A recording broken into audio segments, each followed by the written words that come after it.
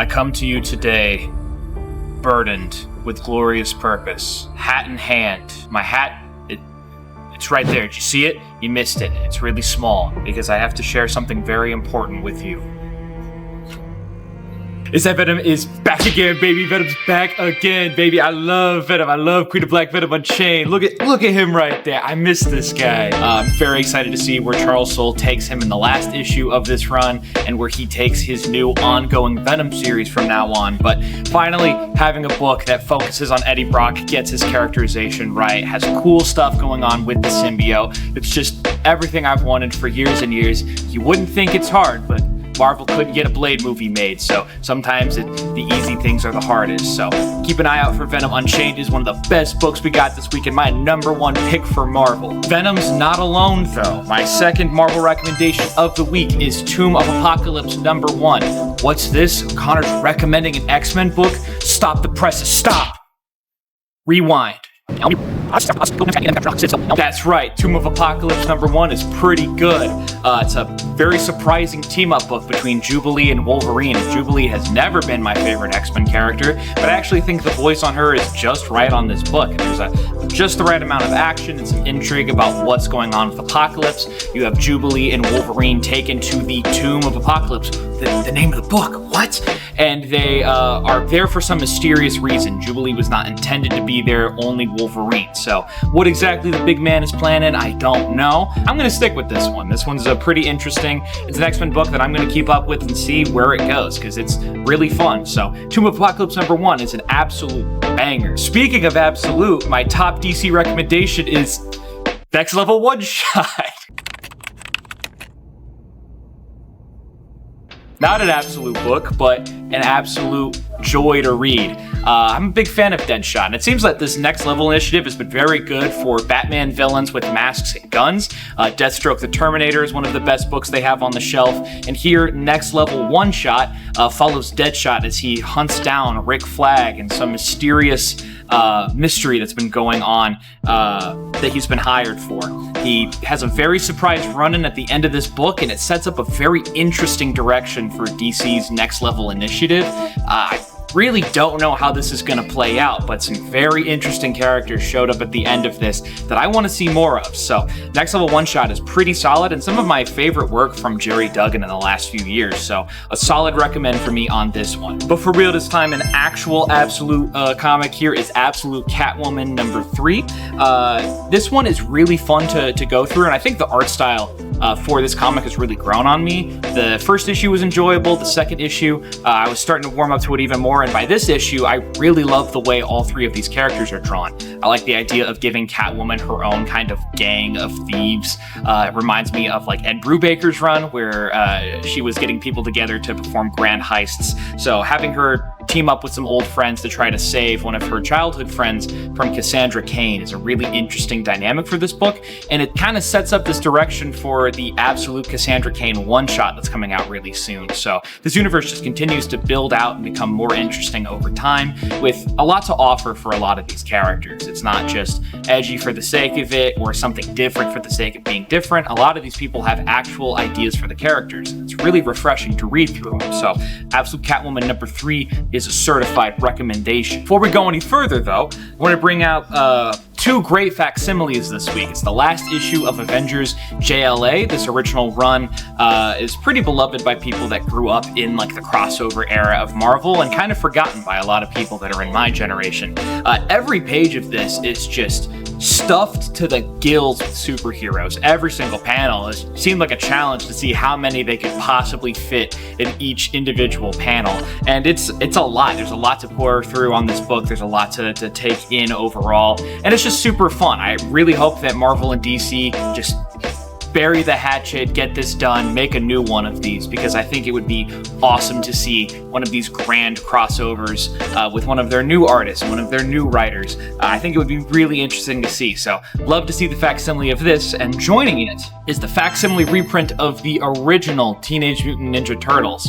If you've never read this before, I highly recommend it. It's so different. It's so edgy, so 90s, so fun. Very much born out of like the Spawn era and this newer dark wave of superheroes that was coming in. But also, it knows what it is. It's got this like satirical tone to the whole thing. It has led to the whole series really holding up to this day. I think the original Ninja Turtles is a lot of fun and something worth checking out. So if you've never read it before, this is one of the best ways to get into it. Just collecting this original issue in its massive format. So to round things out, I have 3 different indie comic recommendations for the week. The first one is going to be Hammer Fist #1 by Rick Remender. He is one of the most consistent writers in indie comics, I think, and this is no exception here. Hammer Fist #1 is one of those comics that you read through and you're like, yeah, this is going to be a movie in like 4 or 5 years. It's on the darker side. It's definitely an M-rated comic for its violence and language, but it is just so action-packed and interesting. It's a good story, too. It's about a man who is very broken and lost and a long-term career killer that is given the opportunity and required to step up and become something more. And the idea that he's challenged with is to finally fight for someone who isn't himself. Yeah. So there's action, intrigue, there's magic going on in here, there's this like dark kind of apocalyptic feel. Seems like a throwback to old like grindhouse action and horror films. Really interesting here. Hammer Fist is super compelling and I think it will continue to be one of my favorite new indies. Really enjoyed this first issue. And continuing on its hot streak, Fireborn #4. Is this #4? It is #4. Fireborn #4 is one of the most compelling indie books out there.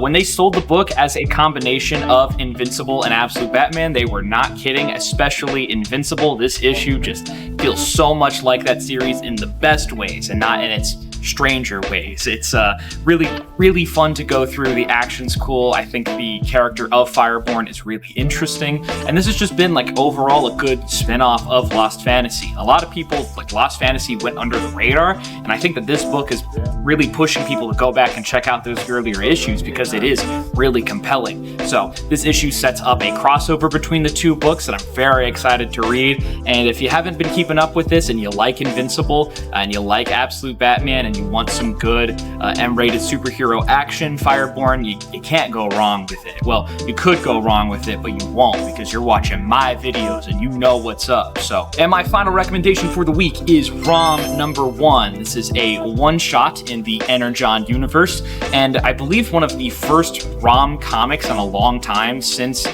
his original Marvel miniseries. Seeing him in the Energon universe and playing with these Transformers and G.I. Joe and Void Rivals characters is going to be very interesting to follow as it goes on. It's pretty nostalgic for people like my father that grew up with the original ROM comics.